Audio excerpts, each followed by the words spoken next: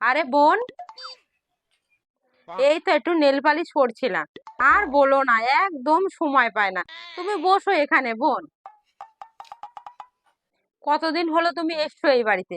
তোমার সাথে যে একটু কথা বলবো, সময়ই পাচ্ছি না।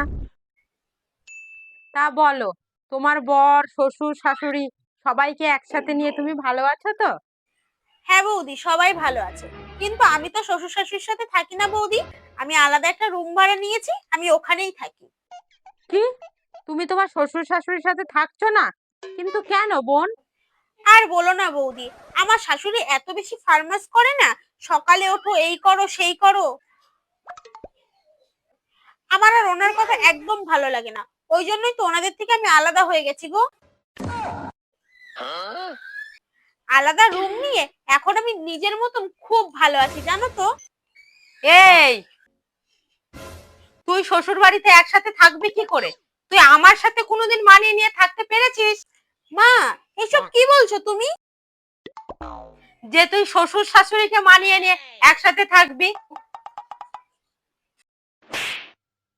মানে? কি মানে বুঝতে পারছিস না?